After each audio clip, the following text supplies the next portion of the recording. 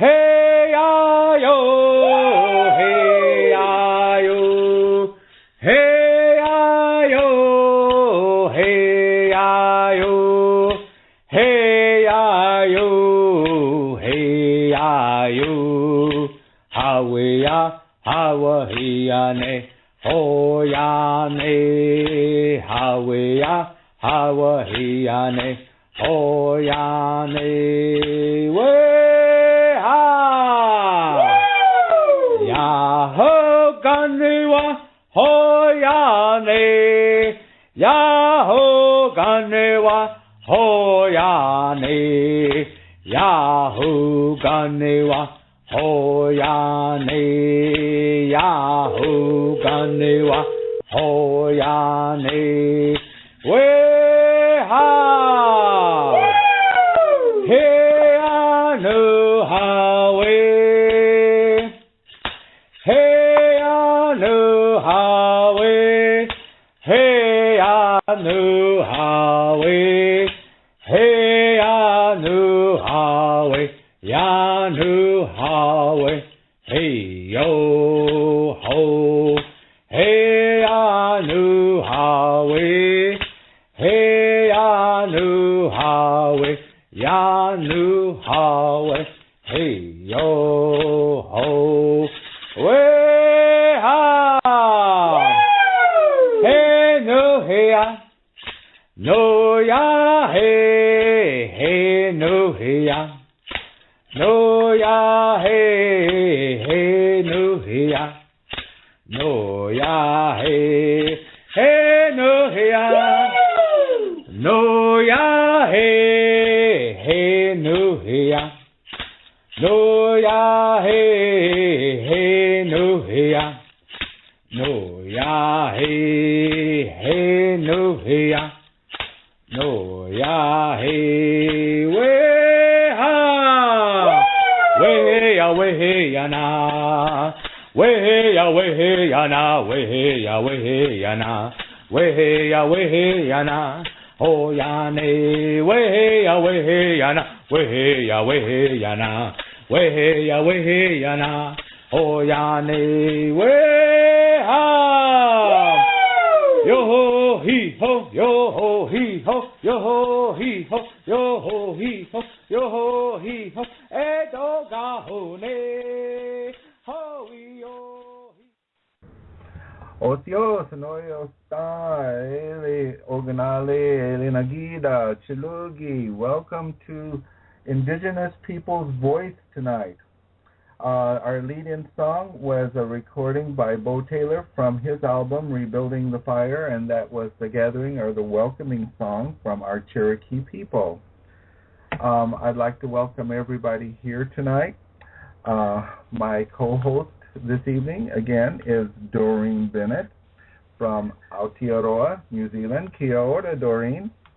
Kia ora, Mashu, and how are you? I'm very good, thank you, very good. And tēnā koutou katoa to everyone listening today. Ka pai.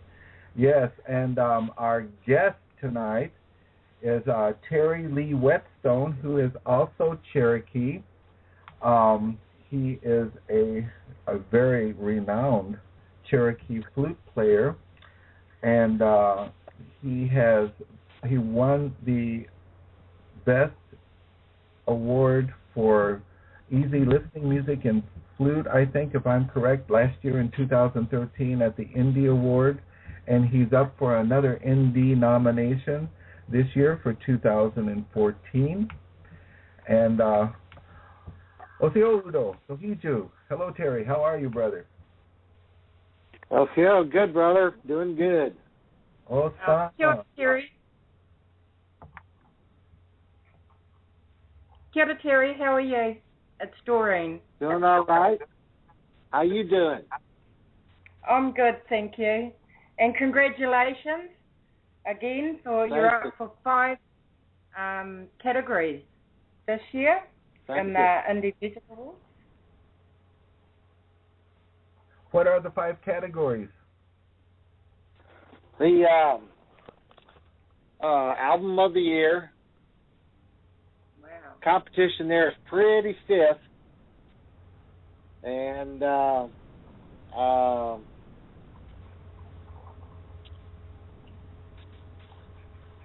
dang, you asked me that. Yeah, best song track song. I have 2 songs in that. Oh. So maybe I get a song in the movie. Hey, that would be good. Yeah. Best easy listening male artist. I've got 2 songs in that one. Oh, huh? And best easy listening recording. I'm in there with 2 songs. Wow. And best easy listening producer. Jeez. So I've known you for a long time, Terry. Are you going to remember me when you're famous? You got to remember all your brothers and sisters. Oh, well, listen, I have a friend of mine visiting me for a couple of days who's also Cherokee from Texas, and while we were waiting to come on the air, he says your albums are very popular, especially in Texas, where he's from, at all the powwows. Really? Yes. Well, that's good to know.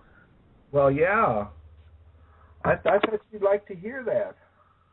Wow. That's great. That's great news. Hey, so maybe we'll have to make a road trip down to a Texas powwow, bro, eh? Yeah. Absolutely. I haven't been down in Texas for quite a while. Oh. You can still go back, can't you? Oh, yeah, I didn't do anything wrong. Okay, I'm just checking.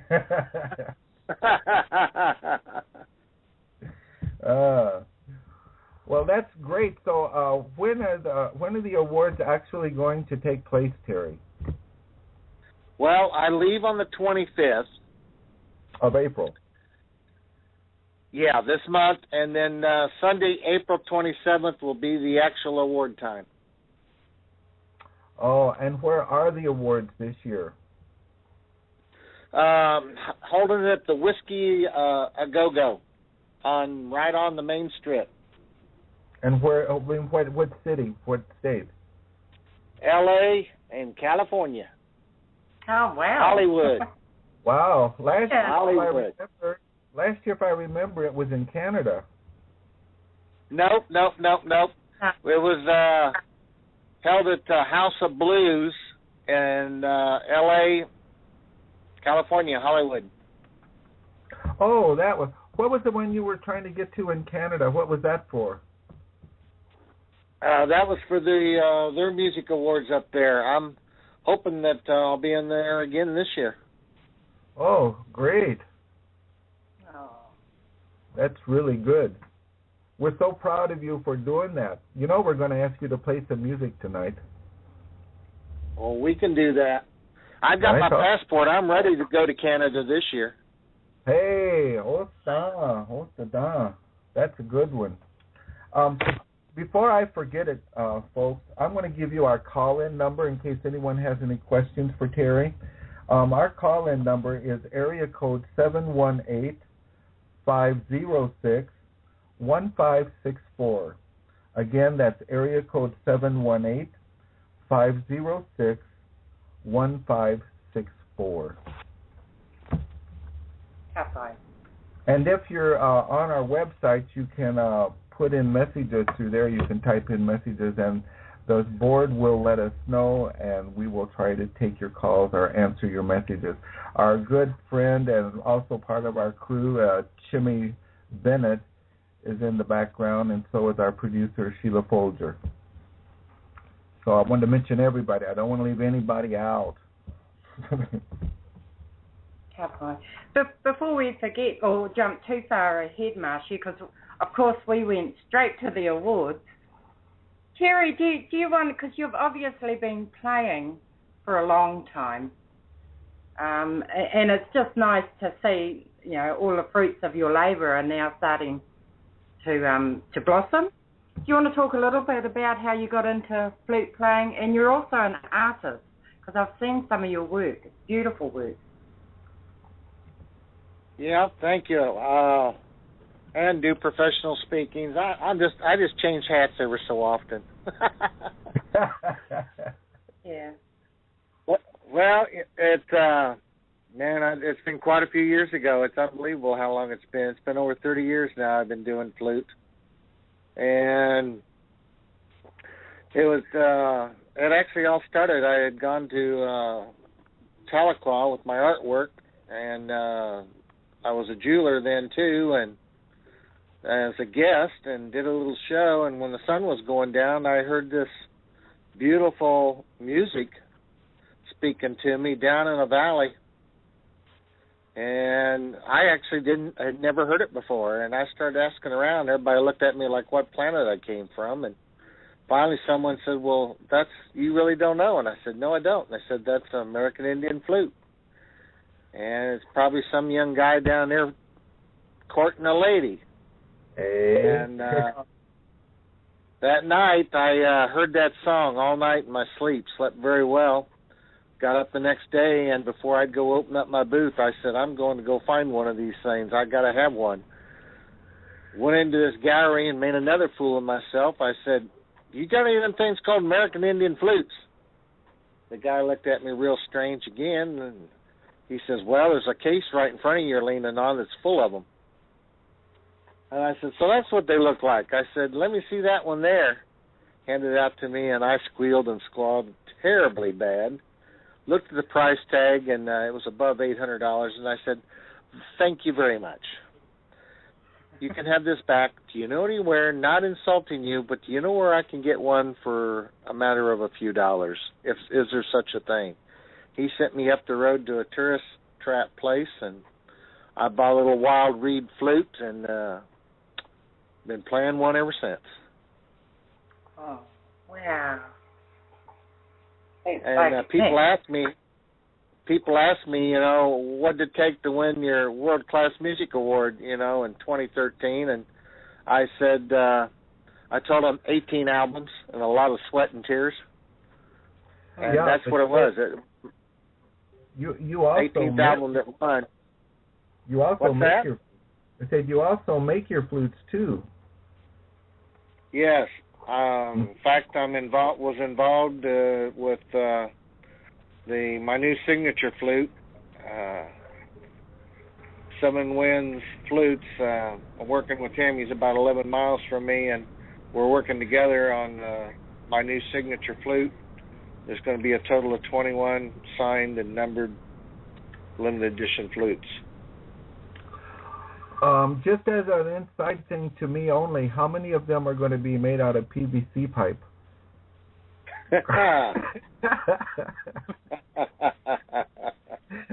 That's a joke. It's funny about those. Yeah, it's funny about those CPVC ones because I have sold over 1,500 of those things. Oh, what? And I thought, when I did them as a service for people more than anything, and I thought, I'll sell maybe over the years, maybe 50, maybe 100, no more than that. Yeah, I'm over 1,500 now. Wow. That's good. I have to say, it has a beautiful sound to it, but are you sure to tell people that that's not a traditional flute? Well, there's what is tradition? Oh, geez, we're going to go there now. I'm dying to hear it as well because, we have our traditional flutes as well and the stories that go with them. But some of them are quite practical. The sound of a bird when our people went in the forest. Different things like that. Courting, because I heard you say courting as well. And right. One of our flutes was used for that. Well, Terry, correct me if I'm wrong, but that's for most tribes, the flute was used primarily for courting. Yeah, it was, and then just for personal use, and it was actually, it's recorded where it was used to calm the savage beast, because it was a man's instrument in the beginning. Now men and women both play the flute, and all ages. So it's been around for a long time, has it, the flute? Yeah, there's always a big discussion, which came first, the drum or the flute, and you got about a 50-50 on the scale of saying which one came first. I really do think the drum probably was first, because it could, drum is merely, it's a percussion. You could merely tap on the side of a log and you got a drum. So I do think the drum came before the flute. Yeah, I agree with you.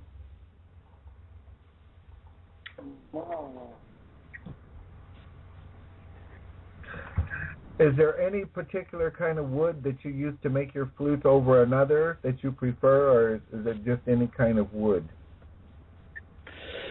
Well, there's of course for always the looks, the visual thing that looks nice, but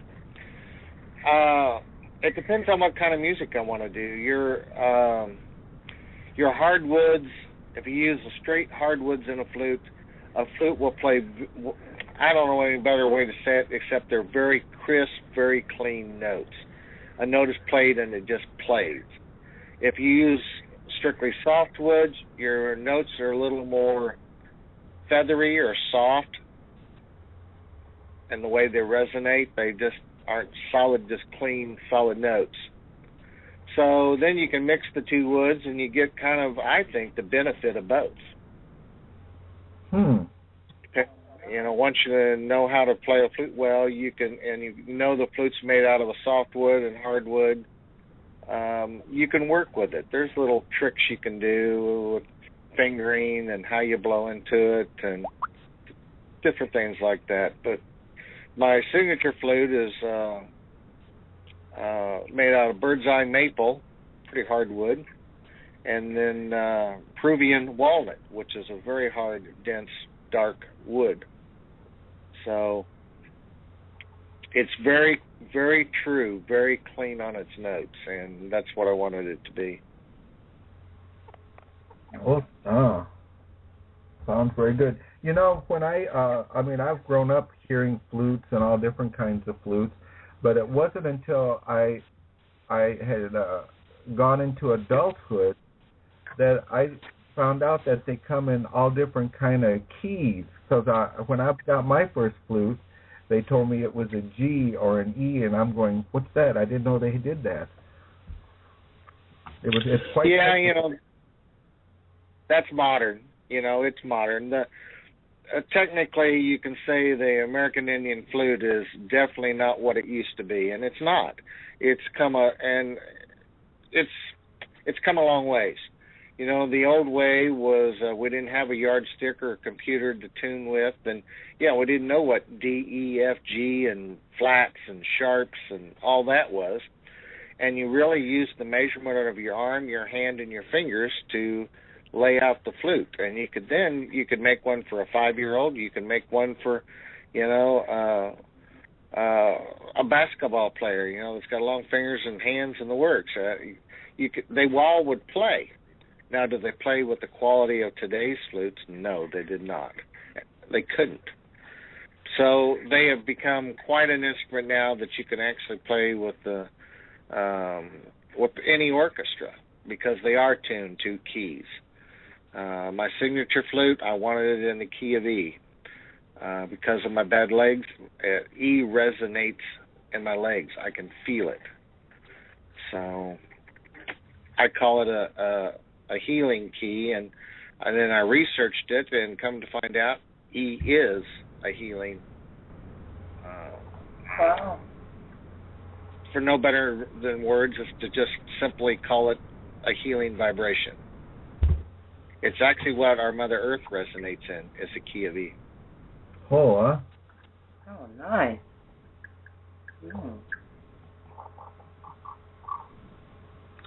And I had never heard that before. Geez, you learn something every day. Have you? I know that you had major back surgery, Terry. What is it? It's going on a year now, isn't it? Let's see. August, about September last year. Yeah. And do you find that flute playing, especially with your flute in the key of E, tends to help with that at all? Or It's I don't feel the vibration in my back. I don't feel it there. It's strictly in my legs is the only place I feel it. But you know the back operation was people say, oh, you had a TENS unit put in. Well, it's way more than what a TENS unit is. I own 3 TENS units, and and they didn't do me any good. And this thing has got 2 wires, running up my spinal column, and I've got a battery pack, installed in my right hip. And I use a controller, and I turn it up or down and control it, how much shock goes to each leg. It doesn't fix me. It just blocks the pain, so I don't get the signal to my brain saying, oh, you got a bad back pain. It just covers it up. So it's helping you? Yes, it's helping tremendously. Until I get silly, trying to put on that Superman shirt, symbol. Then it says, I don't care how much electricity is going up your back. I'm going to tell you, you got back trouble. Yeah. Well, that's good. I'm glad you're feeling at least better and able to get around. I know it was quite difficult for you to make engagements before you went and had this done. So I'm really thankful for that. It's enabling you to get out and be with the people more and to really promote your flute music, and that's really good. That's a blessing. It is. It really is. Yeah.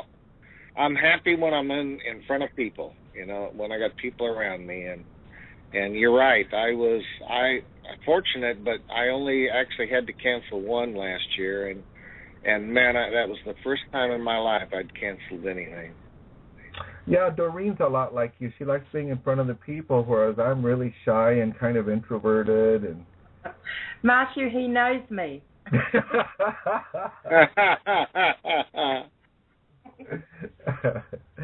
Yes, both Doreen and I have had the pleasure. He's been a friend of mine for several years, and Doreen met him last year, wasn't it, at Powwow here in Columbia, Missouri. Wasn't it the year before, I think? It's been... no, you were here last year, weren't you, Doreen? 13. Is it last year? Yes, it was last year. Yeah. I can't keep up with it. I know. But you're right, it feels like 2 years ago. Yeah. And hopefully I'm going to make it to powwow in May in Columbia, Missouri this year. We're going to try to... We actually, the powwow in Missouri is only one day this year. And we fly in from the United Nations on the night of the powwow. And my plane doesn't come in till around 9. So we're gonna go on over there and see if anybody's around and stuff. So if you're going to be there, we'll try to see you over there, Terry. Good. And what's going on at the United Nations that you two are going to? Doreen wants to shop, so we're going to New Zealand. Well, I'll squeeze that in as well. Yeah. No. But last year, Masha and I applied to attend, really, just to have a look and be with other Indigenous people from around the world. And we got accepted to go. We applied to present. So we got accepted to go and be part of a workshop and attend the Indigenous Peoples Permanent Forum, which is all Indigenous people talking about the issues of the day, and then forming a recommendation, I guess, that goes to the wider UN. So we're part of that. We've also got a presentation ready for just in case. And I just think the networking and meeting Indigenous people from around the world is exciting enough. And it's for 2 weeks, 12th of May to the 23rd of May. So that's where we'll be in May in New York City. Yeah, it's Indigenous people from all around the world, and it's addressing Indigenous rights and issues of all these people from what I understand. And so this is really a good thing, something I have never attended or ever dreamed that I would attend. And I'm really looking forward to it. That's awesome. That's awesome. Yeah, and Mashu and I we've been saying the same message for the last 3 or 4 years now about restoring our cultural identity, our language, our traditional practices as a means to be well and move forward in today's world. And we've been saying it in all different ways, but the same message over the last few years. So if we get the opportunity, that's what we'll be saying. And it starts with ourselves, it starts with sharing. And one thing that has happened is our Māori people and Cherokee people have started working together in different ways, just a cultural exchange. So we've got a little bit of a history and a little bit of a background that we're coming from. That's about a 3-year history, isn't it? Yeah. I'm being told that we can people can call in on Skype by using the Skype button on the top of the show page. That's in our chat room. So I'm just announcing that people can do that right from our site. And that is aside from our call-in number, I think. Oh, that's great. Yeah. So if anybody has... Doreen, I still want to go to your country and do a couple of concerts over there. I know, and that's still on the cards. I'm still working on that to bring you over, and take you around our country, perform a little bit for our people. And I'd be so honored. You will need somebody, preferably that looks a lot like me to show you around and be your lead-in guy and introduce you. Hey. You mean carry his bags, Mashu? No, that's just an awful way to put it, but yes. Somebody's got to carry those flutes for him. What would really be good is to get him to do a concert over there in Aotearoa with another good friend of ours who's a traditional flute player, Jerome Kavanaugh. Because that'd be great. He was just over here playing at Carnegie Hall. No, he plays on the 21st of April in New York. He got invited to play our traditional flutes. Well, didn't he do that last year as well? I'm not sure about last year, but definitely this year. I know. I thought he did it last year as well, and then since then he has gone to England and has come back. He's just a heck of a nice guy too. You guys would really hit it off. And that would be another cultural exchange through the traditional flute. I think that's a very good idea. Yeah. Oh man, I'm so honored to get on stage with him. Yeah, Doreen and I will work on that, won't you, Doreen?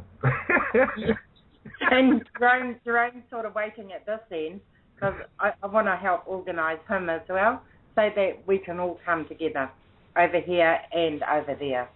Yeah. Seriously, I'm joking around, but Doreen and I have been working on a cultural exchange between our Cherokee people and the Maori for about 3 years, and it's really coming along. And something like that does take a long time to set the foundation.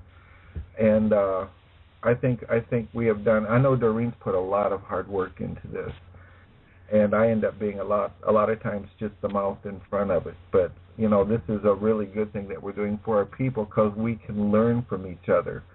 We can see in each other how the traditions are kept, and we can inspire each other through that. There's another indigenous group of people that, following their ways and stuff like that. So we think it's really important, and hopefully it lights the flame to, learn more about your traditions and your culture and even your language, so these things aren't lost again.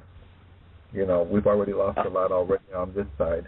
And the Maori people are an excellent people to look at because they're bringing a lot of their stuff, back, like their language. And I think, these are things that our people need to see, So it's really good. Yeah, it's so nice. Someone said to me, might have been a couple of weeks ago, how when they got off the aeroplane in Auckland, here in Aotearoa, New Zealand, straight away they saw our language on the signs. And I guess I take it a little bit for granted now because it's everywhere. Our language is everywhere. All our government departments have bilingual signs. Our streets have our language. And it's revived to that point. Our dance, our song is everywhere, and it's quite common practice. If you hadn't had a chance to look on Facebook the last couple of days, we've got Prince William and, what's her name, Mashu? Kate. Yeah, and Kate. And their baby George, Prince George, here in the country at the moment. So we've got some of our best dancers and singers greeting and meeting them all around the country. And although there was a little bit of a debate about being topless, our women especially, you don't see that, and nor do we do that. We don't prance around like that. But there's a little bit of a debate when England asked our country if the woman can keep their tops on. Well, did you see that, Mashu? Yes, I saw that, and I got very irritated about it because we as Indigenous Americans get that at our powwows too. Non-natives come to a Indigenous function, and they bring their cultural things with them, like they expect us to be all covered and to get along with what white society wants. My viewpoint is, and we've actually had people pulled out of the arena because a little bit of the upper leg was showing. I get very upset with that because you're coming to see our culture, the true culture of our country. And to have someone who's not Indigenous come in and cause one of our own people to be pulled from a sacred circle because they saw a little bit of skin on the upper leg and it's the outside of the leg. To me, if you don't want to learn about the true culture, then you don't need to be there. Yeah, because I'm really militant on that.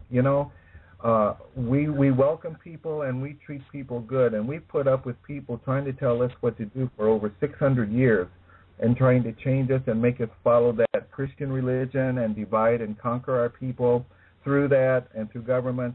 If you come to an Indigenous person's country and culture and you're going to see what those people are like, don't sit there and point, don't try to change them, and don't try to make them going along with what you perceive it should be. Because I have been around the Maori people off and on for 30 years. I am by no means an expert. I have been around other Indigenous peoples around the world, and there is nothing wrong with the way our Indigenous ways are. They are beautiful, and they've been like that for thousands of years. Stop trying to change us. Awanisi, I have spoken. Well, I had my little militant burst. How's that for the evening?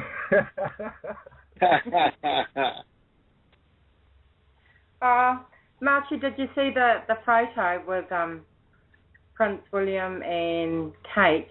I've seen a with our Māori men. Yes, I saw the backside of the Maori man, and I thought his tattoos were beautiful. I have no idea what they mean. And the first one I saw was yesterday when they were meeting with with the Maori in Australia. There's 2 or 3 photos on there online, and I thought they were both very good and appropriate.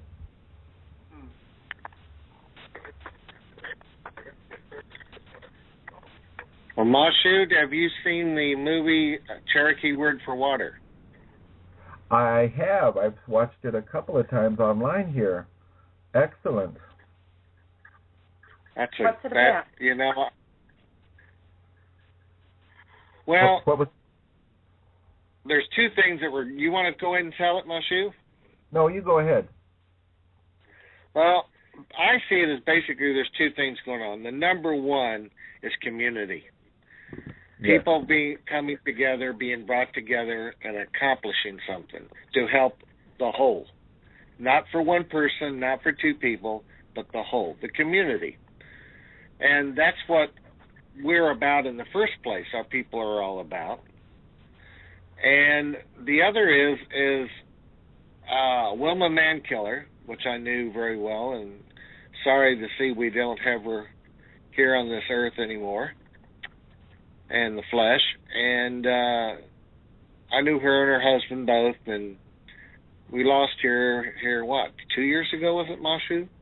Yeah, it's about 2 years ago. I knew her husband and her husband's brother. As a matter of fact, I was on several committees with him in Wisconsin, Charlie Soap. Yeah, Charlie he's a neat guy. He just is. And yeah. He's traveling around with the movie, too.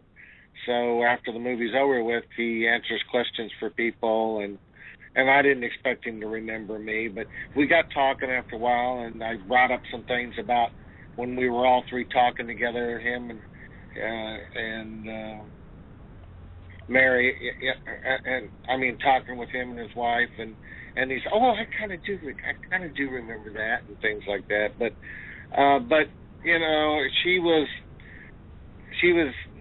you know, I don't believe in luck and chance. Everything happens the way it's supposed to happen, and she was in this funnel way of getting in, and then, of course, then becoming the only woman chief of any tribe, and still the only one. And there was North Carolina has had a woman chief. Oh, have they? Okay, I take that back then. I'm trying to think of her name. I want to say Phyllis something, but I can't think of her last name right now. Okay. But it was after Wilma. It was after Wilma was chief. But Wilma was the first. Yeah, she woman. was first. Yeah, she was absolutely the first. That is for sure. And in my opinion, she was, and no one has topped what she did as a chief. She did the most for the people. What I thought was interesting at that time, Terry, is that she was the first woman chief, and our women in our culture have always been equal, and our women have always had power. The women, and especially the beloved ones, could even take out a chief. That was our clan mothers, and that's the way it's always been. So I don't understand, you know, why the big concern was to have the first woman chief, because they're the ones who really wield the power anyway. Right. And why haven't we had another one since, you know? Yeah. But I thought she was very effective. The only thing I didn't like about her being chief was her last name, and it was Mankiller. That, to me, that wasn't healthy. So. Well. Well, you know that honestly, if you research that out where that name came from, I mean, it is a very high honored name within our people. Yeah, and I understand that, but I just thought, geez, hey, that doesn't sound too good for us guys. You're right, and of course, when she was growing up, she just got all kinds of harassments and name calling and all kinds of stuff because of her name, but which is sad, because that's just people not understanding what that name, that word, the meaning behind it. Now, was she getting that from outsiders or from our own people? Because that in itself makes a difference. That's it's kind of, there was some outside influence in how that name came about, but it was within our people too, actually. The harassment you're talking about? Oh, the harassment. I'm sorry. The harassment came from outside, not within. Yeah, see, that's one thing, because for example, my name in our language is Ugidali Unega, and I use the English pronunciation, which is white feather, and even today I still get a lot of harassment about that because they can never get it right. I get called everything from white horse to white cloud to everything, and and I'm even using English so they won't have trouble with it.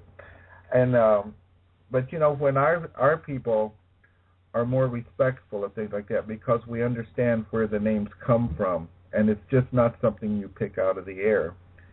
And so on top of that, our native humor is it's not done to be mean. It's done in fun. So that's another cultural difference, Most of our humor is to have a good time and, poke a little fun, but never to hurt. So, right. So that's why I was asking that question, was the harassing coming from the outside or the inside? Yeah, and it was outside. Hmm.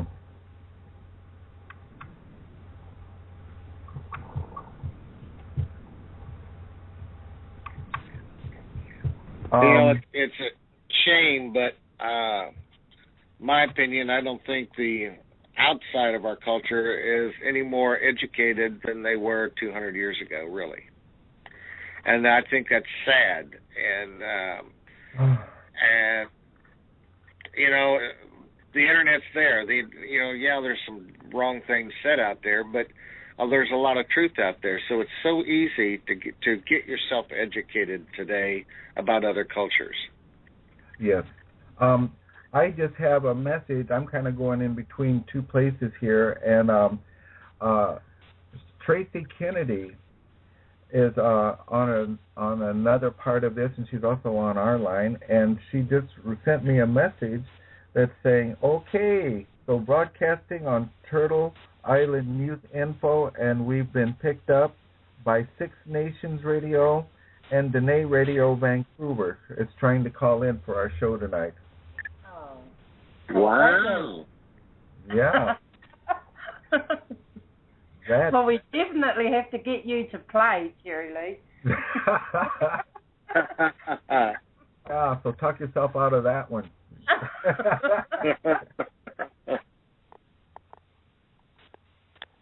But just back to what you were talking about, because the Pākehā people here, the white people here, Europeans, struggle with pronouncing our words, and they won't even go there. Half of them won't even go there. They won't even try. They can't use their lips the same way or do the roles that we have when we speak.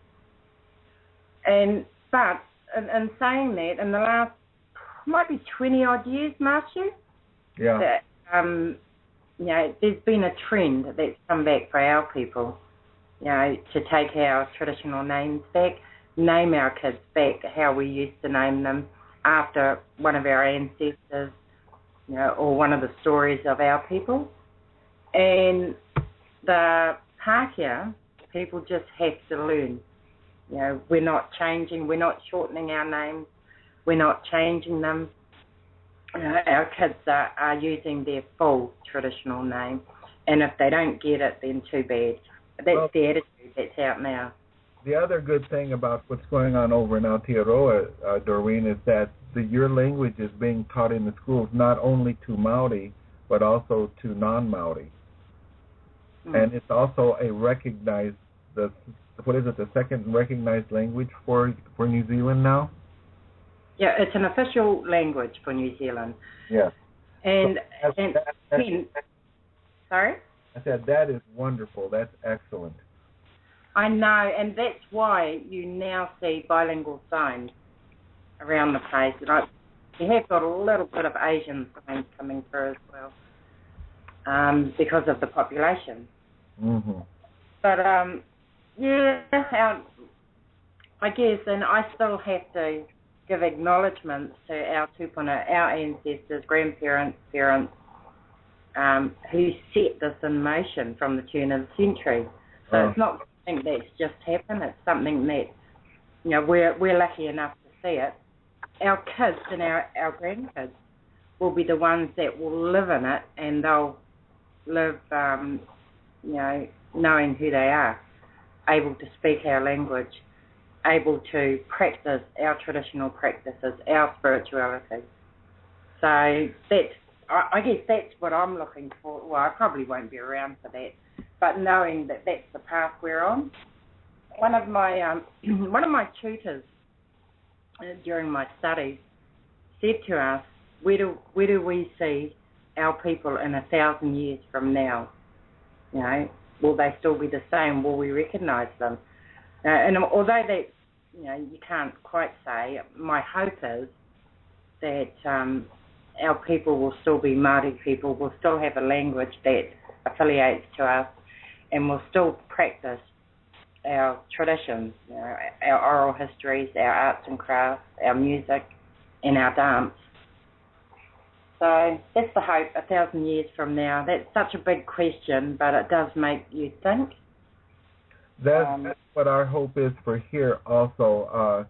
Your people are very lucky into the fact that, number one, it's a smaller area. It's an island country, and it's predominantly the same language but with different dialects, correct? Mm-hmm. Yes. Okay. With us here on Turtle Island, we have thousands of languages and dialects. Every tribe has its own culture, its own distinct traditions, and its own distinct language. I think there's only, if I'm remembering correctly, if you speak Odo, the Oto language, you can understand about 6. And like with our language, the Cherokee language, there are 3 different dialects, and even within those dialects, you go from one community to another, and it may be spoken just a little differently. So, I would love to see that done here, where every community is able to speak their own language, because in my eyes, as an Indigenous person, those are the 2 things that sets us apart from every other people, is our culture, our traditions, our language, and above all, it's our earth, our land. We are here as caretakers, and this is something for us never to lose and to keep fighting for. Right. So with that, Terrylee's going to play a song about the unity of people of all tribes, eh? Okay.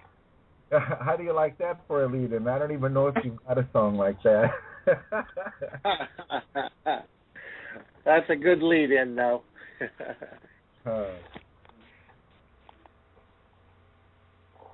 All righty, we can do this.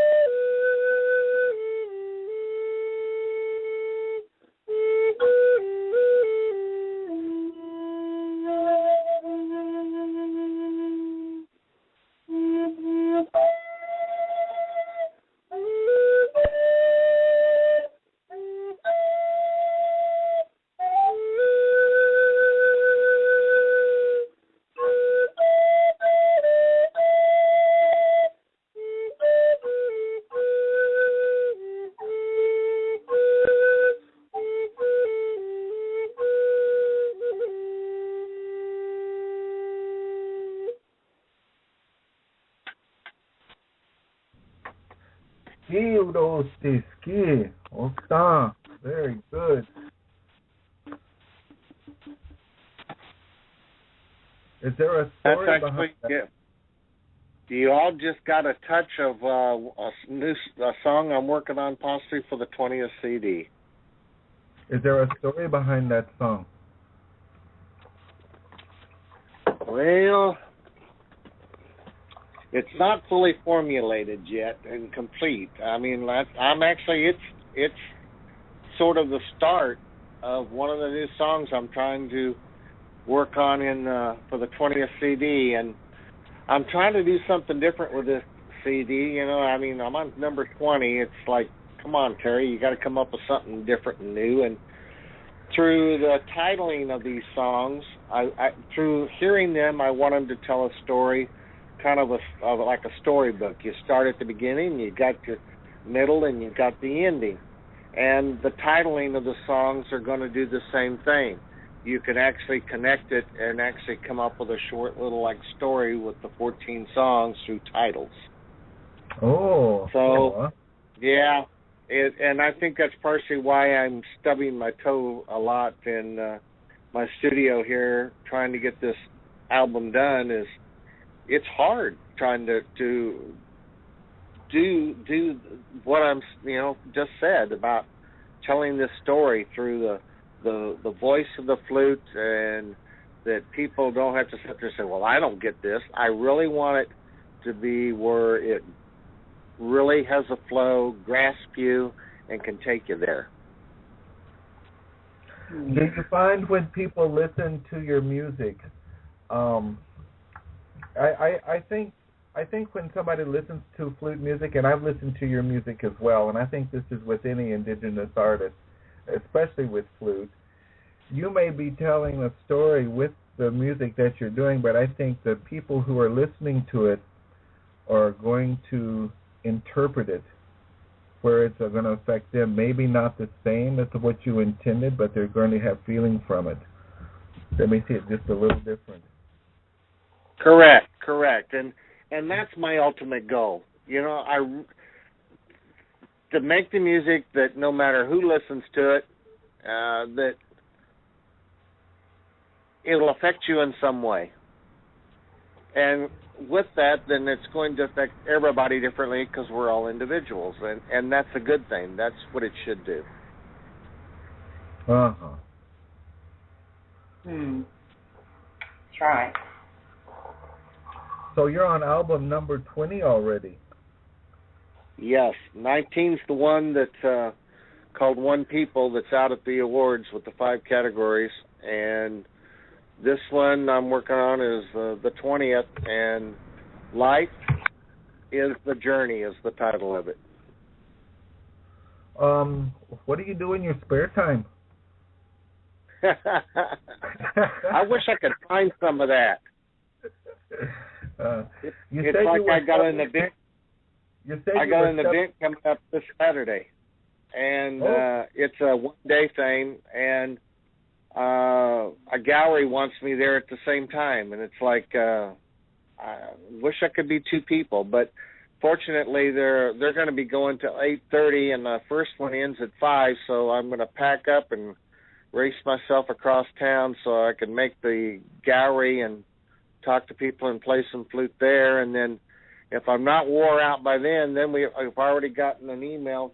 I got Facebook message wanting to know if I would come over with them when they close the gallery to this birthday party, and there's all kinds of different musicians, and a little young lady's birthday, and she plays the metal flute, and a bunch of other musicians, and they want me to come over there and jam. So, boy, it's going to be a long Saturday coming up. Well, let me tell you, I have 2 pieces of advice from you that come from the way back to the long ago time. You said you're stubbing your toe on this new album. Old way, you would just reinforce the stitching on your mocks, and that will keep you going. And then the other one, there's a new thing out called cloning. That way you can be in 2 places at the same time. Okay. I know the moccasin things works. I have no idea what the second one will do. No, I think you've done really well, and I know you work hard on this, and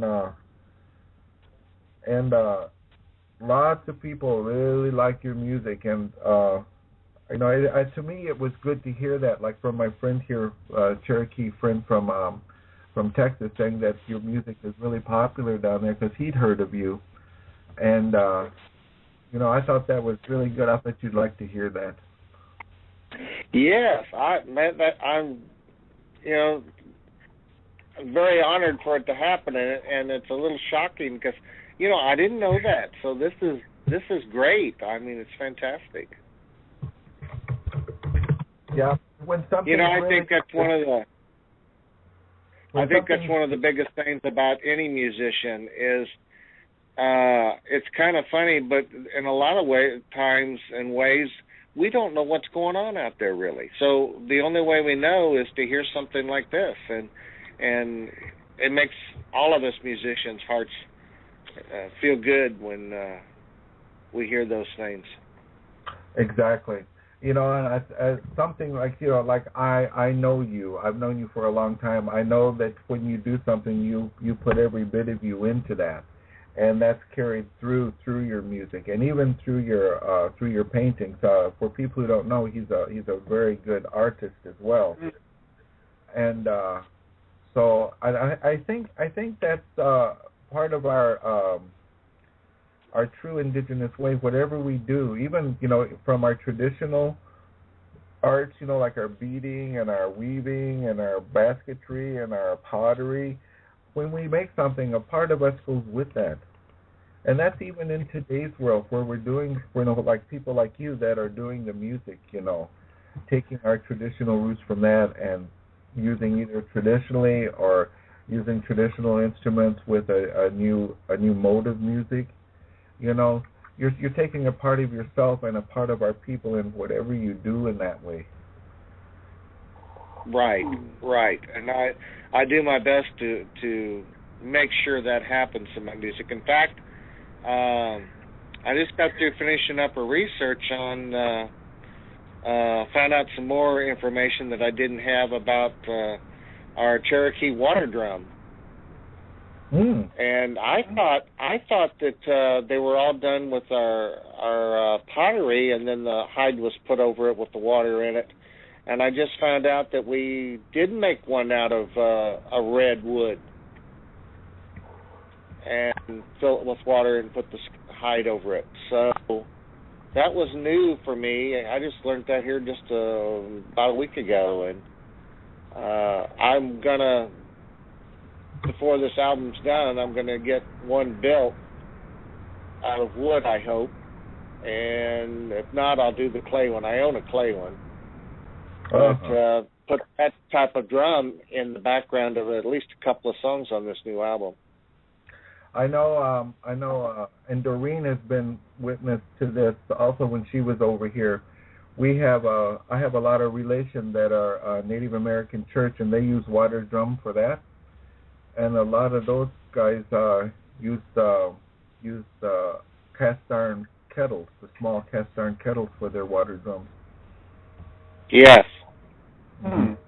It works very well. It's a very, very good to use because, of course, it doesn't leak. But to my knowledge, the Cherokees did not use the metal ones. It was wood or the clay, the pottery. Yeah.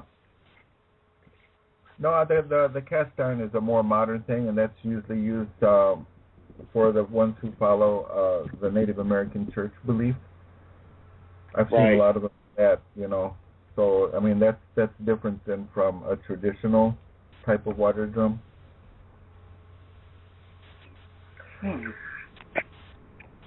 Well, I think that we are about ready for break.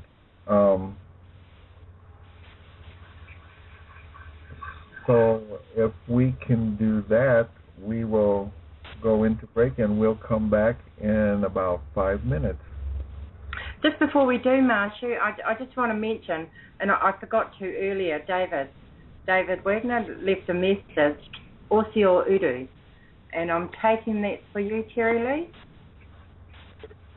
Whitehawk. Oh, Udo, Whitehawk. How are you, nega? Yeah, he's telling you hello, brother. Oseo Udo. All right. Hello. Yeah. Very good. Very good. Okay, we'll go off with our break right now, and here we go. Be back in 5 minutes. Okay.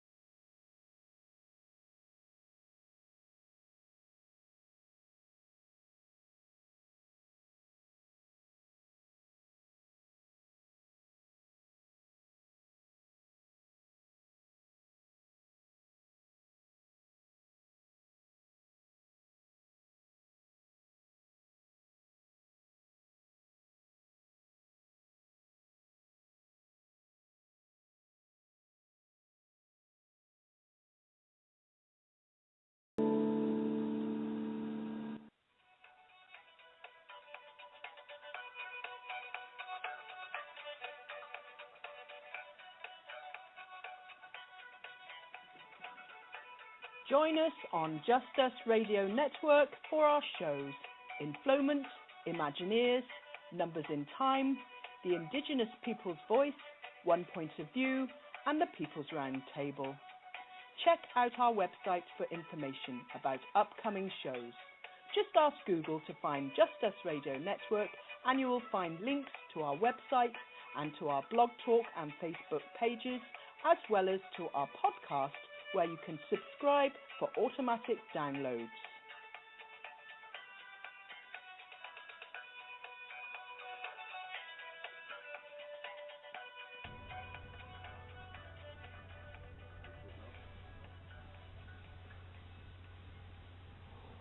Welcome back. Doreen, Mhm. why don't you tell the people what that song was and maybe if Doreen knows this. Thank you. Yes, Osio kia ora and welcome back.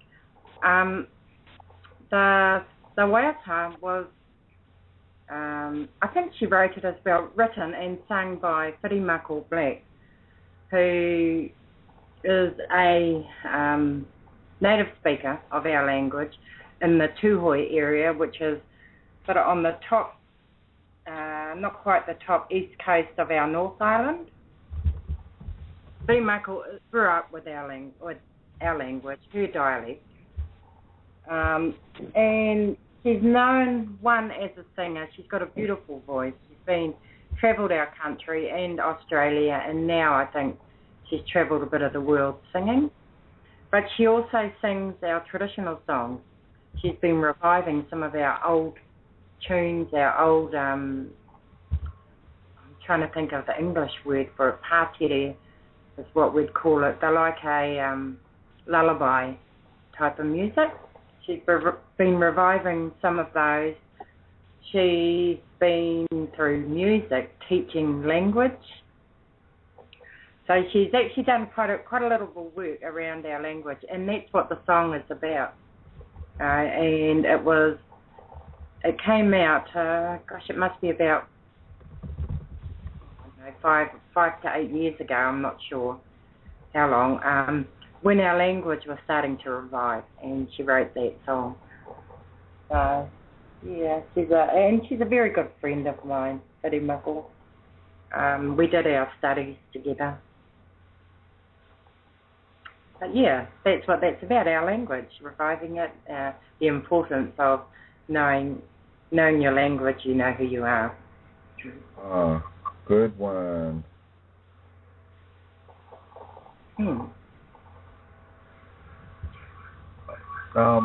That's one thing that I've noticed with the Maori people when I've been over there, and I've been going over off and on for about 25, 30 years now, is that their songs always have a meaning and usually some sort of a lesson with it. So that's really good. And a lot of our songs do too, but I know the Maori people are really strong in that yet. I know, and terrylee, like, I'm sure it's the same for you. Through our music, through our visual art, you know, we're helping to educate our own people. True.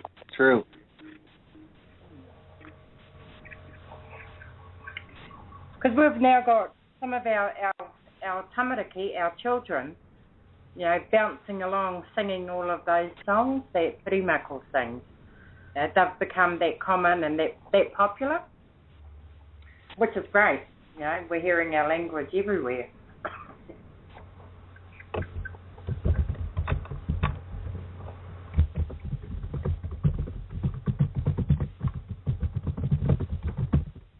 We haven't quite taught them flutes because we've also got our traditional flutes. They're not like your ones. We've just got you call it like a cylinder made of wood, just a hole at each end with the holes on top and one underneath. And when we blow to the side, the inside of it. Okay. And we also do nose flutes. So I'll have to see if I can. Yeah, I can't wait. I think I need to see if I can.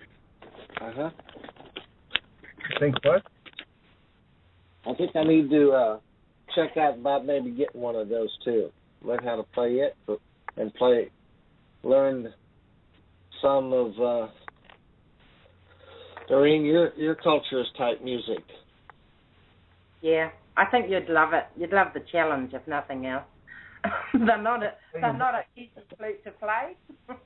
I tell you what, Terry, when I was over there last time, I was over there for 3 months, and we were fortunate enough that Jerome had us make our own small flute, and it's a trick to blowing through them.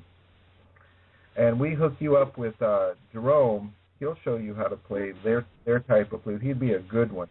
He's one of the best. That would be fantastic to have somebody that could help me so I play it right.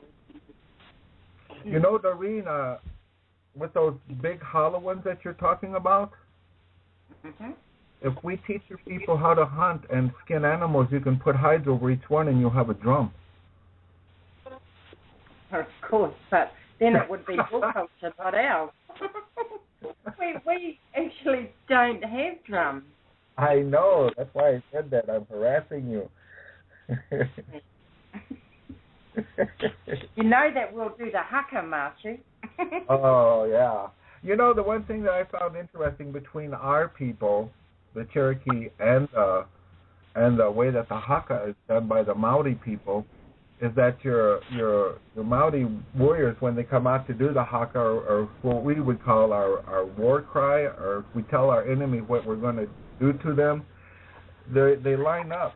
And that's the way, our old ways, that our warriors would line up like that, and I thought that was quite interesting. Of course, you all did come from here, so I imagine you just took it with you when you left, that tradition. Yeah, we refined it. We made it better. Yeah. We certainly made it louder.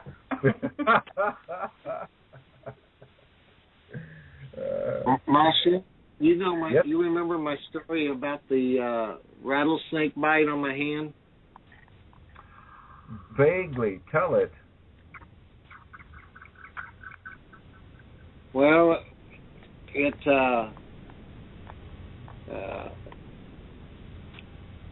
what took place quite a few years ago was I got bit on my left side of my left hand by a diamondback and had no ill effects to me. Huh. So, and there's a big long story about the Cherokees and the rattlesnake, and originally, didn't have rattles, and then it got its rattles and all of that.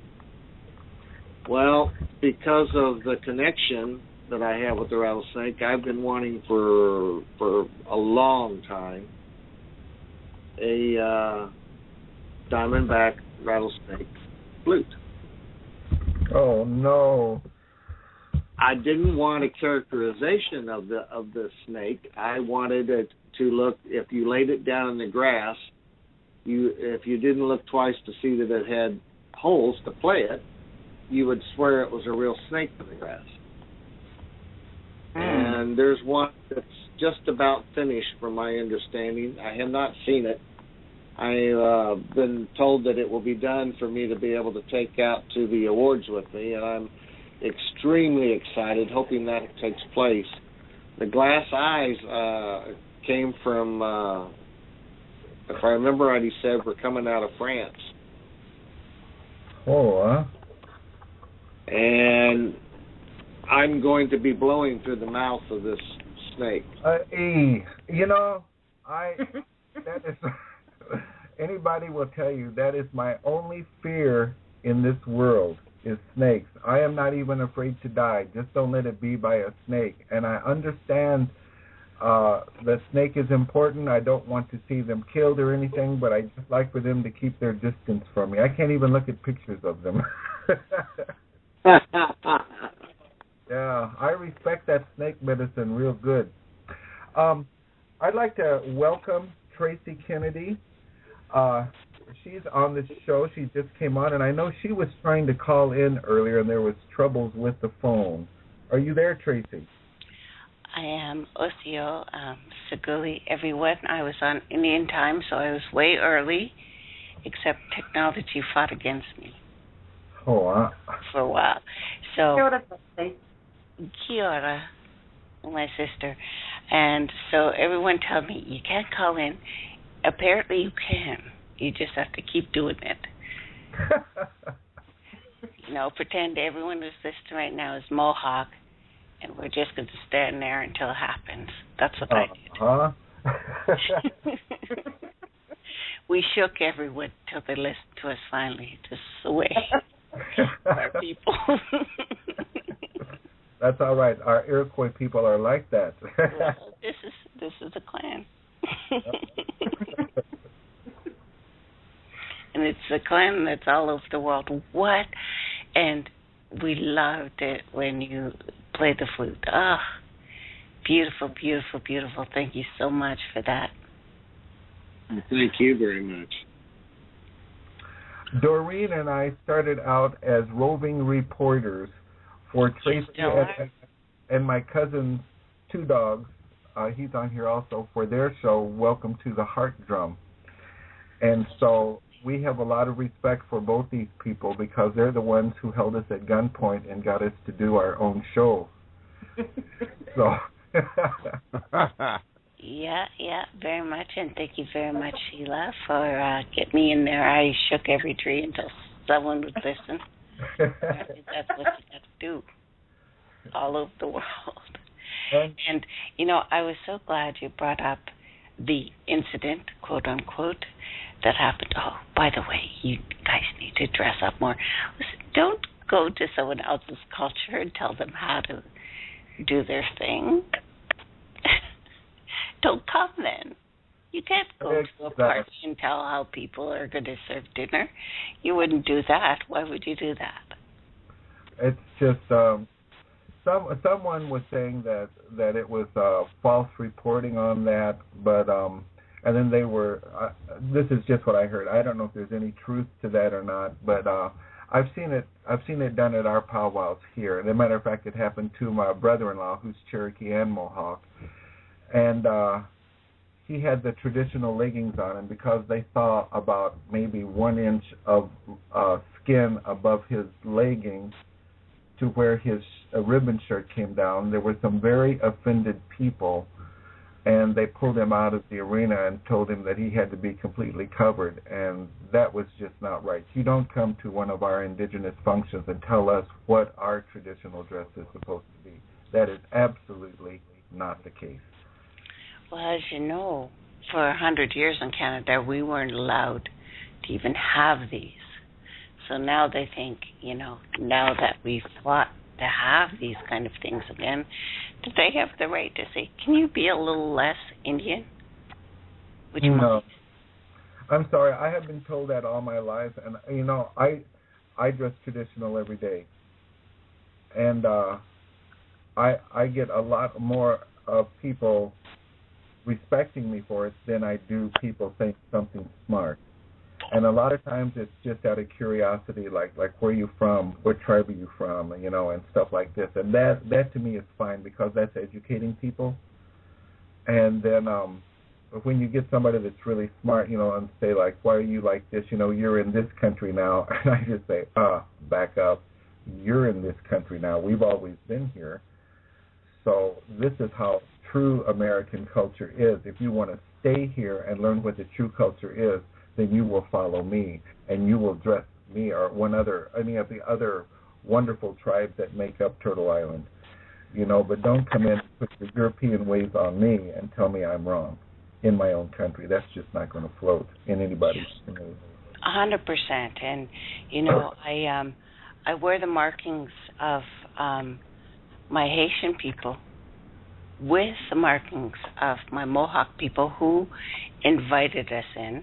As a matter of fact, Six Nations wouldn't have happened if that link didn't happen. But I wear both. Mm-hmm. I've had some looks from the elders, and then I just said my name, and they're like, go on. Was that the name that has trouble in it, or? Okay, they probably said it for another reason, but for people who didn't know me, they didn't know what that meant. Oh. So I do both, and I am completely 100% fine with it. But if I am dancing traditional, and I've only done that twice, I dance traditional for there. Mm-hmm. For there. No disrespect to the elders, that's what I do. Mm-hmm. As you know, as we go to different cultures, we dance how they dance. It's just respect. They're inviting you to their home. You know, respect it as such.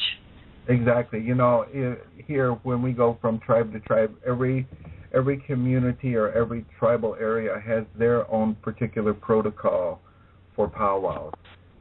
And when we go to other people's territories for powwows, we try to be informed so that we go along with the way that they do things. Usually powwows are pretty general, but depending on the group of people that's putting it on and what tribal area you're in, you know, there's going to be just a little bit of difference, and we always try to respect those ways. At least that's the way I was brought up. 100%. And, you know, when people get on a boat or a plane and go to other people's cultures and they're just thinking, you know, do your little dance for me, but can it be a little like this? I don't know how to translate that sound into English, really, but it means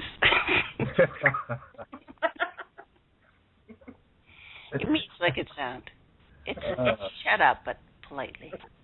Well, I was very proud of the Maori people when the royalty came. The Duke and the Duchess came over, and I couldn't even believe that something like that would be said when they're coming to see those people. But I also heard that the people, that the Duke and the Duchess were very humbled by the things that were said by the Maori people, and that maybe you can expound on that. I didn't hear it all. But we tend to get our backs up over here a little bit, Mashu, when they tell us we can't do it. Of course, you'll see 10 times more people doing it. So, and on Facebook, you had that photo of one of our men wearing, well, we call it a maro. I guess it's likened to a G-string. But traditionally, there would be nothing under there. Yes. They'd wear nothing under there. And we're getting more and more of our people wearing nothing under there. Now, part of that's making a point, but that's how we did it. You know, and it was beautiful. It wasn't dirty or ugly, you know, or embarrassing. So, and it's just getting our people back to that thinking as well, that it's beautiful and it's part of who we are. I think it's Pākehā mainstream culture that don't understand and make it bad and make us try and feel ashamed of who we are and how we dress. But if you've noticed, more aren't wearing anything. Yes. Oh, please, if someone told me not to, I'd just go with the tribal markings and nothing else. Yeah. I like that. Well, that's basically how it was, but you know, that's a lot of the Christian teaching, you know, where you cover up and they take something that was innocent and beautiful and had traditional meaning and gave it an indecent and a nasty connotation, and that's not the way our people thought. That's the way people who follow the mainstream societies in countries nowadays think, and they try to make something out of, you know, ugly out of something that has a very deep traditional meaning. I know, and our men are getting quite used to prancing around like that with their tattoos, with their traditional tattoos, their tāmoko. They're quite comfortable doing that. And terrylee has a lot of traditional tattoos. You'll see him when he plays, unless he's wearing a ribbon shirt, a long sleeve, and he has some beautiful traditional tattoos. Thank you, brother. Yeah, I really studied hard to make sure I got them right. Yeah, and see, and that I don't have any tattoos, but because with me, I have to make sure that they pertain to our clan, and I'm not wearing something that I'm not supposed to have, because once you get them off, you don't get them off. And I don't want our elders coming to me and saying, what gives you the right to wear that, and what's the story behind that? You know, you just don't do it because you think it looks nice or or that would be really cool, because everything with our traditional ways, old ways, and then this is what most tribes, there's a meaning behind it, and you just don't wear it. You have to know what that is, and you have to know you have the right to wear that. 100%. And we see so many people wearing the tribal markings now because it's fad or something, but they're not getting it like our people did. And I realize that when I talk about Haiti, I'm talking about many, many different clans there because they were brought from all over. Even myself, I don't actually have the tattoos because we don't get them now until you're 50. You don't earn them. To be honest, you're not supposed to even get one until your grandmother, but at 50, you can wear, there's one on the bottom lip that you can wear, like, officially from that. And the reason why I am not running out tomorrow, which is my birthday, to get one, because this hurts. It's not like... Happy birthday. Thank you. Happy birthday. Thank you very much. It's like, it really hurts. It's like pain. But it's supposed to be that. It's supposed to be a rite of passage.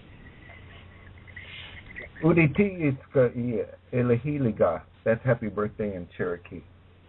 Oh, thank you. I've never heard that. Oh, well, you just did now. Oh, there we go. Thank you very much. Thank you. On the idea, Terry? Something I think that would really help and at powwows and may or may not, because people may not pick it up, and it does cost money and time, but,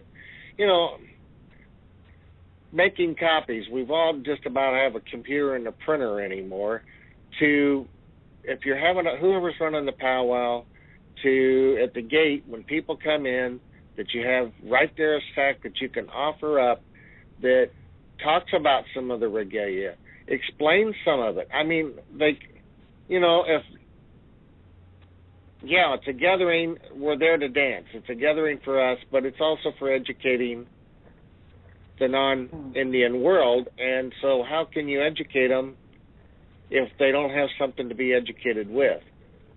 And I think the idea of the different regalias for the dancers, men and women, the reason for the dances that are done, the background behind them, just a paragraph, something, and that they can grasp, take away with knowledge, not, wow, that was beautiful, I took all kinds of pictures on my phone, I filled it up, and go away, but they don't really walk away with any knowledge. I actually do that when I put on the White Feather Powwow. I haven't done one in a number of years, but I have a brochure, and when people come through the gates that I give them, it tells what a powwow is, it tells what the powwow protocol is for where we're at, and then we also do where different dancers come out and their regalia is explained, and the reasons why it is like that.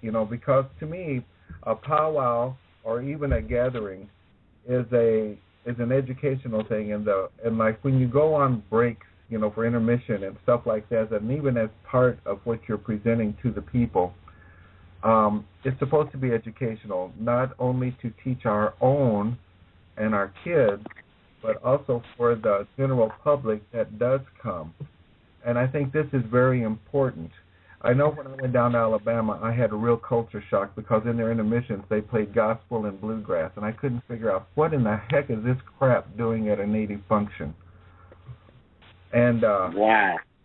Yeah, and I know. And so I kept asking, where are our flute players? Where is our own music? Where are the storytellers to do things to perpetuate our culture, and especially the culture of that area where the powwow is? Because when you have a powwow, it's intertribal. You have people coming from all over. They could be coming from clear across the country or even from way up in the North Country, from Canada, are from down in the South Country to, from Mexico and all of that. And this is where we trade, where we barter, where we see friends and relatives we haven't seen for a long time. And sometimes, because the families are getting together and meeting at these functions, you have certain ceremonies that are done for your family, and things like that. And, these are important, that people are educated so they not only know and understand, but they can respect it in the proper way. May I pass on the question? And this is to both Doreen and Mashu. This is from Inanna up in Iqaluit, and I don't know where she's listening from. Please tell me that. And welcome, sister. Her question is, what about the photography and the capturing of souls? Because a lot of her people will still not stand in front of a camera. Do you guys have thoughts on this? Or? Yes, I do. Pictures should not be taken unless the individual is personally asked. That's just politeness. That's just etiquette. There is supposed to be absolutely no photography or pictures taken through anything ceremonial or with prayer. And we ask that, for most powwows, we ask that it's not done on grand entry. If you go up and ask a certain individual, do you mind if we take your picture, you're going to have people that say, no, we'd rather not. Respect that. There's a reason behind it. There's lots of our indigenous people that believe that their soul is captured when those things are done or something happens with their spirit.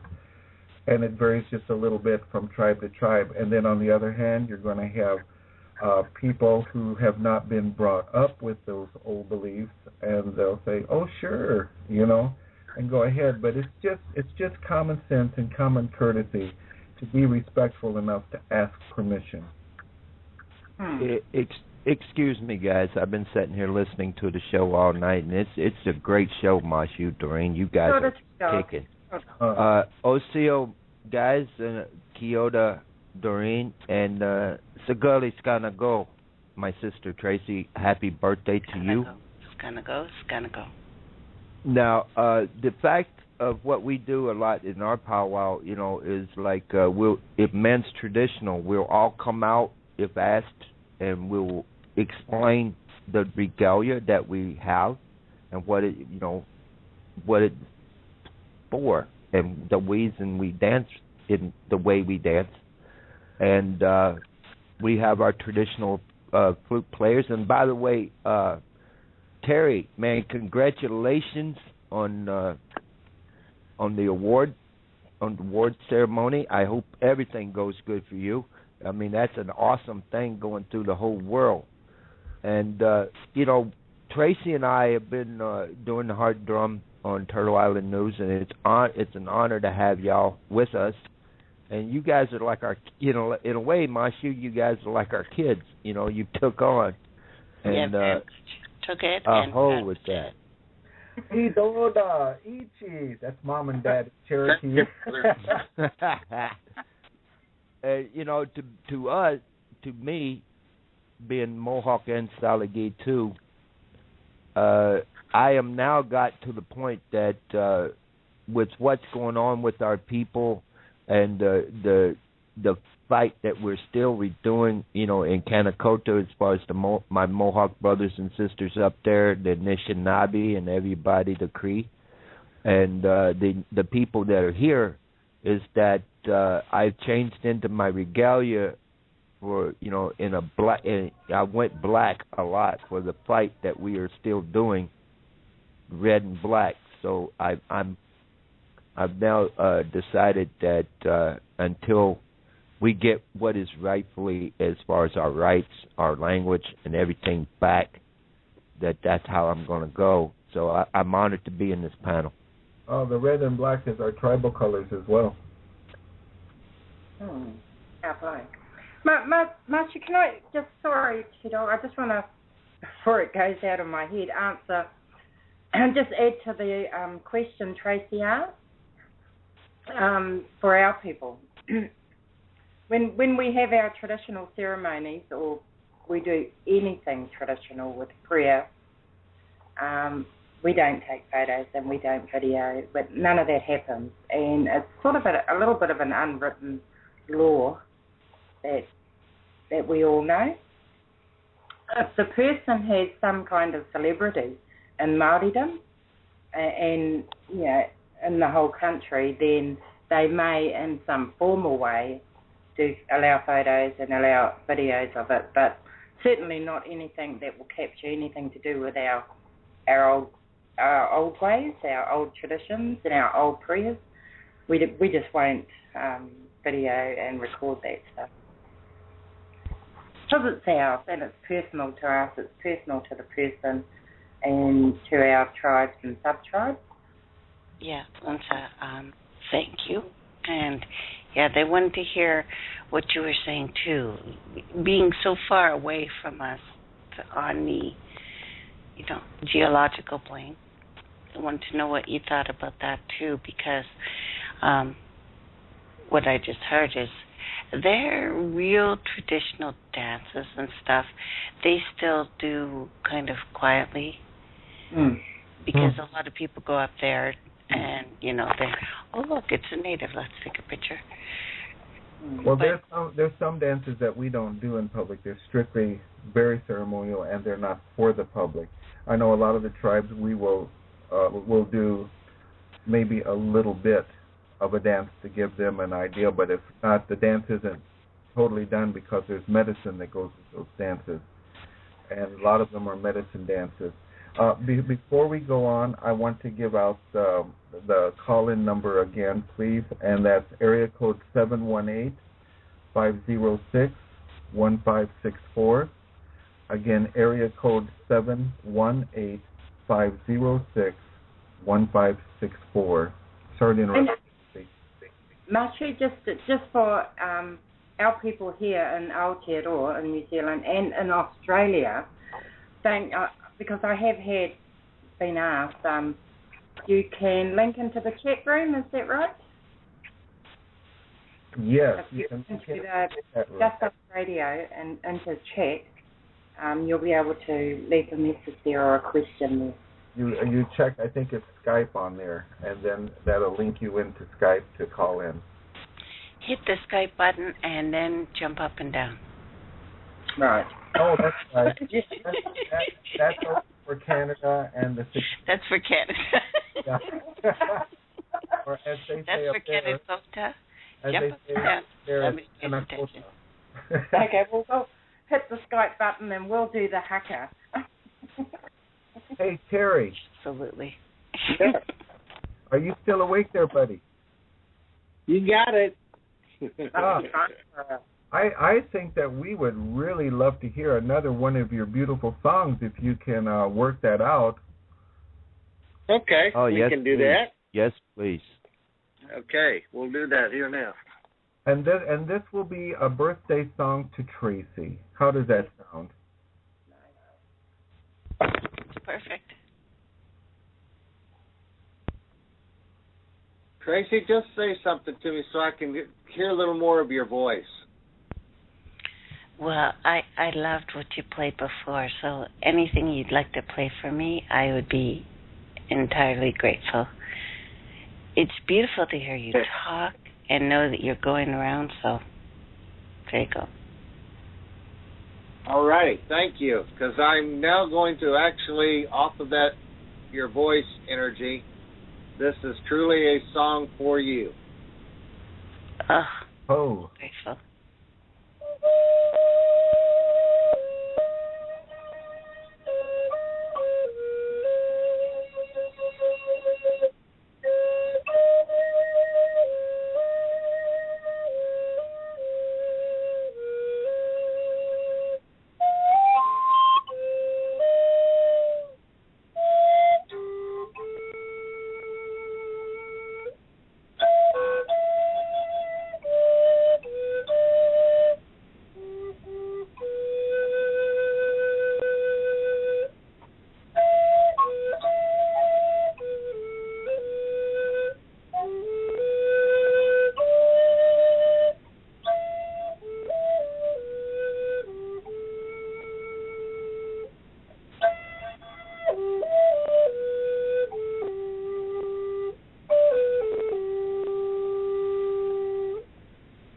go. Thank you so much. Osta, Udo. Yeah. Good one. This is really good that you're doing this, Terry, because it's letting people know, about our traditional music. And, I mean, aside from the fact that was a nice gift for Tracy's birthday, she was talking earlier about getting tattoos when you get a certain one when you're 50. She told me in the break that she has about 30 more years to go for that. And so that's really good. She has a long time to wait, but she'll keep that song with her in her heart until she gets there, and maybe longer.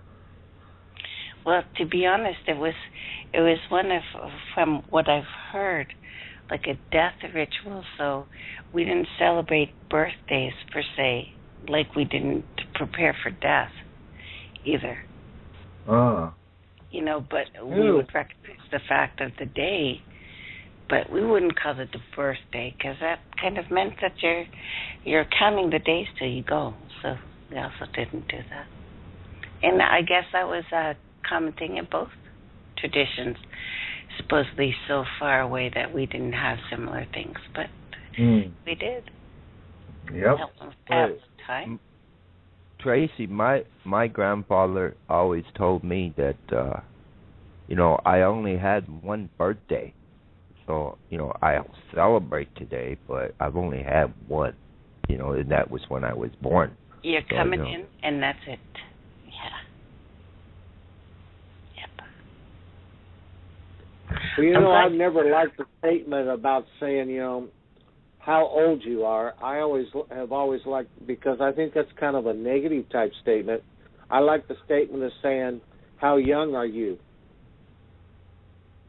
Yeah, that's a good one. That's how I always explain my mother's age. She's 90 years young. That's right. She's not 90 years old. She's 90 years young. It's not your business. What'd you say, Tracy? I usually just slap them and say, it's not your business. That's how I am. It's right. It's a combo. You're going to get a little attitude. Tracy, okay, we're going to have talk again on tradition and respect, okay? I'm sure that's a tradition. I'm sure that's in there.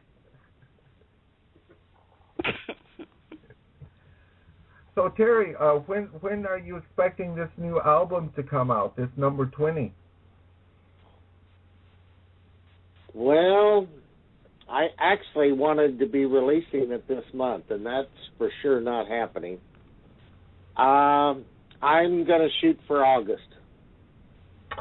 That's the month of my time I came into this year, into this life. So that's a good month. All right. We'll have to have a powwow, and we'll have you as the only CD booth up. How does that sound?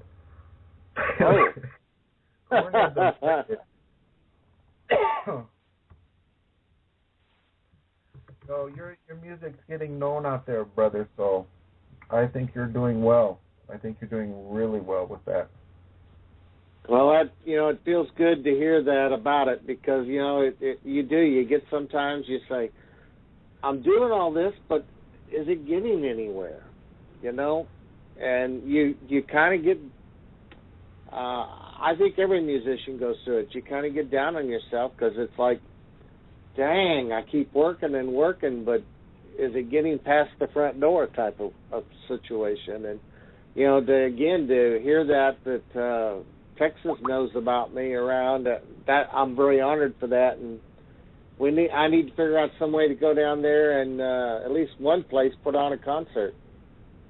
That would be good. And you know how it is in Indian country, everything is passed really by word of mouth and stuff like that, so things get through pretty good through Indian country. If somebody's good and they've earned it, the word gets around. Terrylee, whereabouts can us, halfway around the world, find you online? Do you have a website or? No, but here's his home number, eh? Because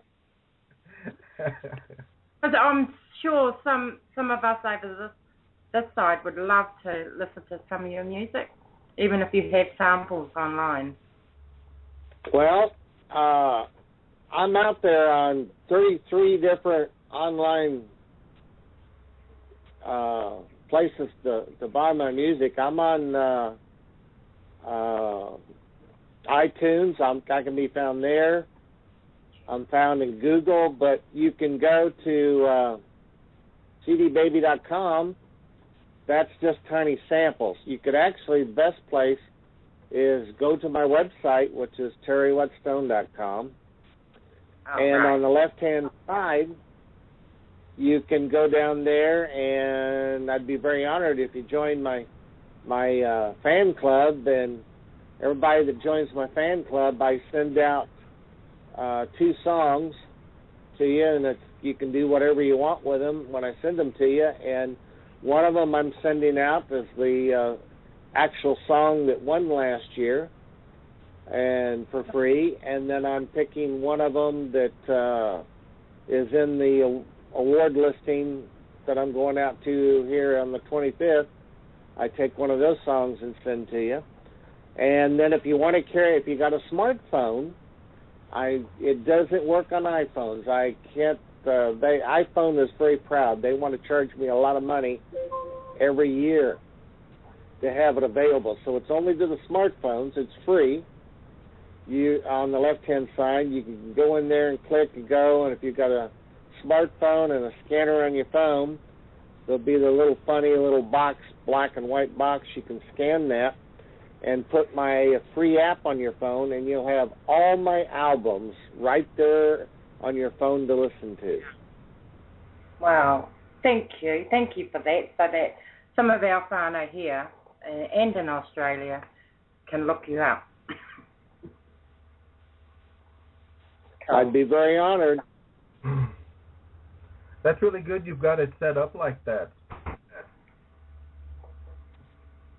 Okay. Yeah, I'm still working on. I'm a little frustrated, so I backed off from it for a while. But I'm trying to get it to be actually in the out there in the Play Store, where you can just go there and do a simple download. And it's not there yet, but I'm working at it. I just had to back off for a while and leave it alone. I was getting too frustrated. Do you have somebody that can help you with that? Because I know when it comes to doing a lot of things online and with the modern technology, I really need help to show me how to do it. And then once it's done, I'm going, why couldn't I figure that out? You know? Yeah, and that's what I'm looking for. That's partially why I backed off. Is like, dang, I got to find somebody that can maybe help me get this done, because I just can't believe it's that complicated. And then with me having a background in computers, it really makes me frustrated when I can't figure it out. So you had a background in computers. Geez, you know, I still remember my first computer. It was all done with made of dried buffalo hide with beadwork around the screen, and the keys were made with a buffalo horn and hoofs, and then we saved the tail for the antenna for the Wi-Fi, you know, back in the long ago time. And things have just progressed so much nowadays. And then we finally said, I don't hear what you just beat on that drum. Just come over. That's called texting. I don't do that either. I figure if you can spend all that darn time to type that message, you could have called me and we could have been in a real one-on-one conversation.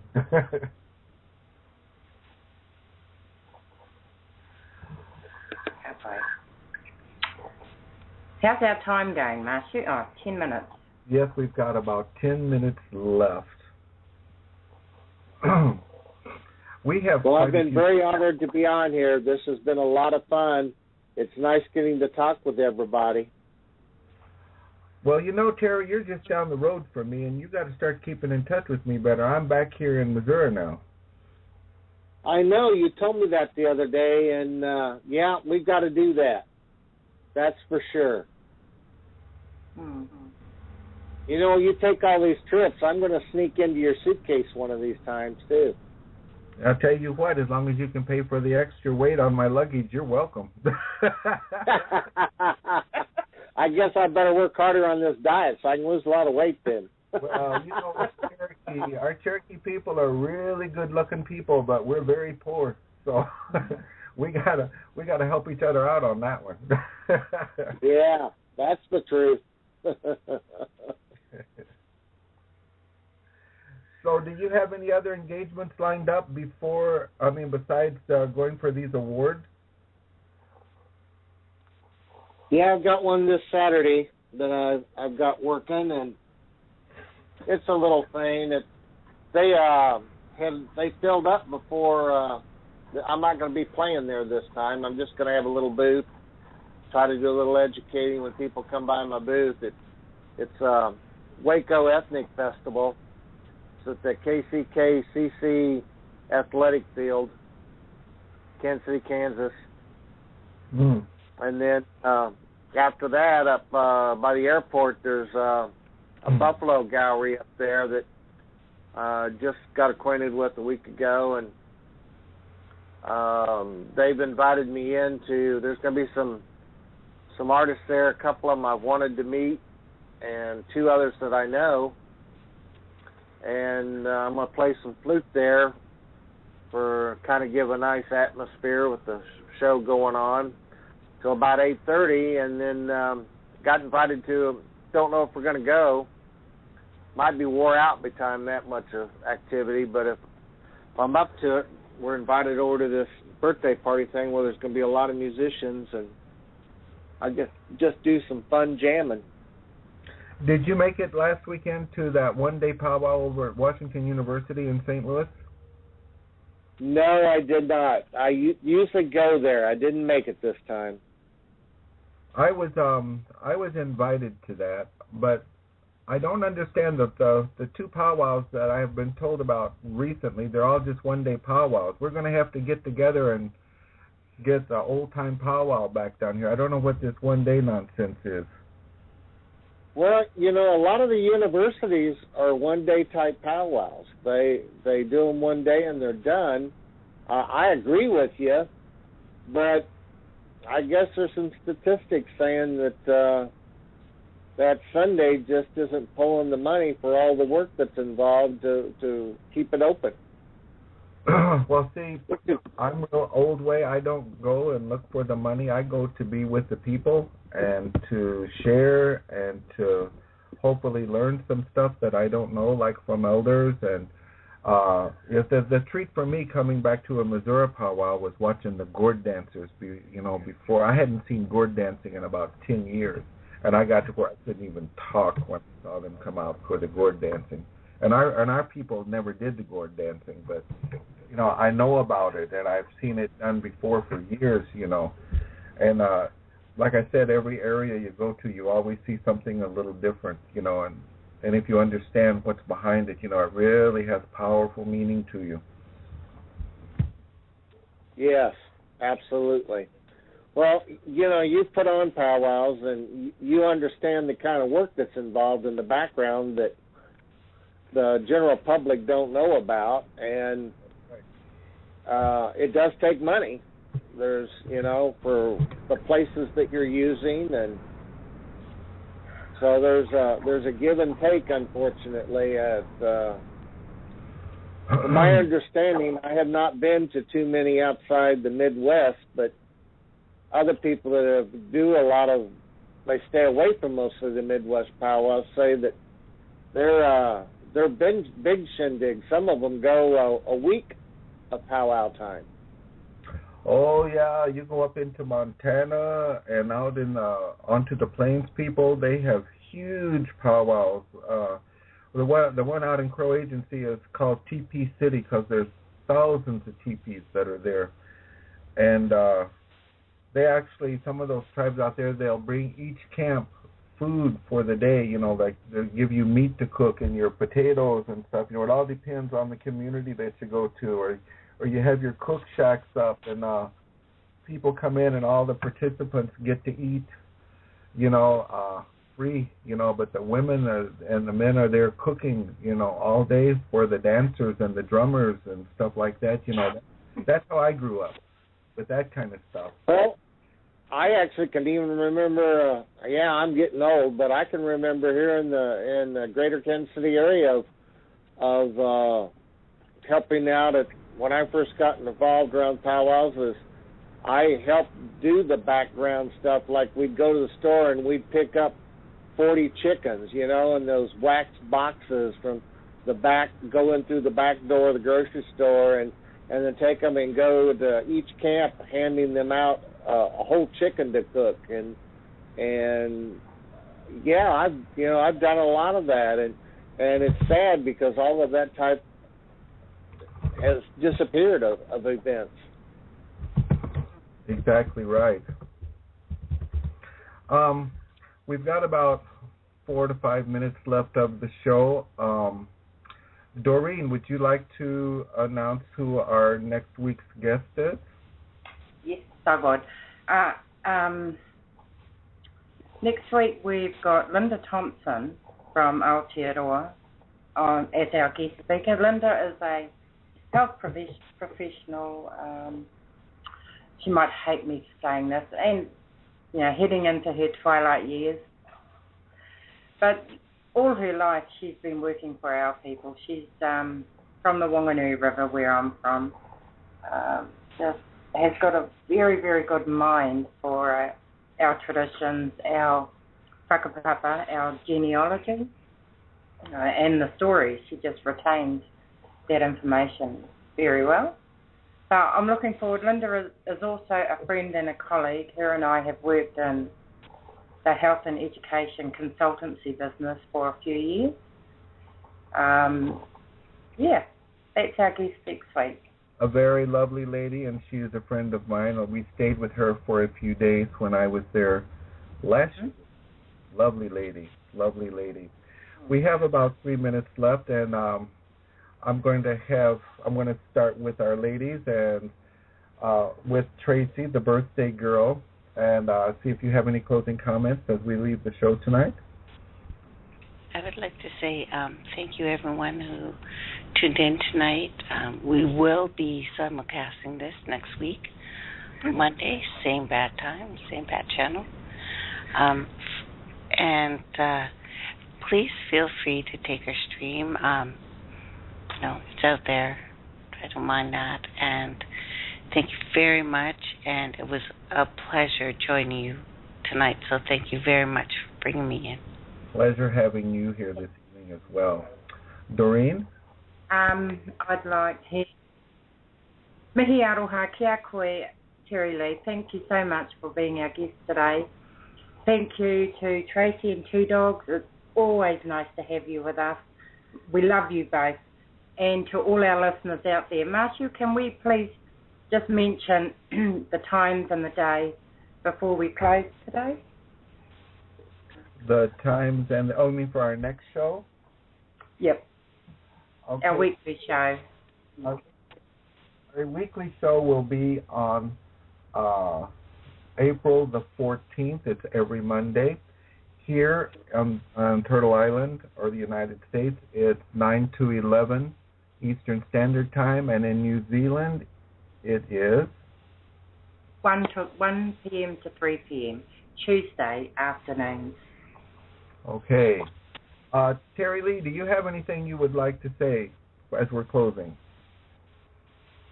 I'm just very honored to meet the birthday sister, and it's wonderful to be with all my brothers and sisters on here, and for us to be able to share and talk, and even have some humor involved, and just for all of us to keep on learning and keep on following our traditions and help teach the world so they can understand what it's really about.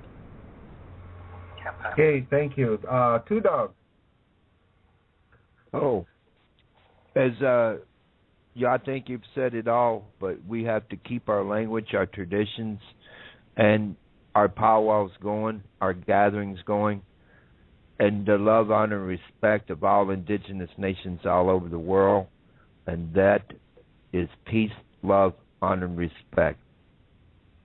Hey, aho. I'd like to say thank you to everyone who has called in or has been listening on all of the streams and to our program tonight. We look forward to being with you next Monday. Ski Elisanoyo sta Eli Donadaga Oganale Eli Nagida. Good night to all our friends and relations everywhere. Thank you.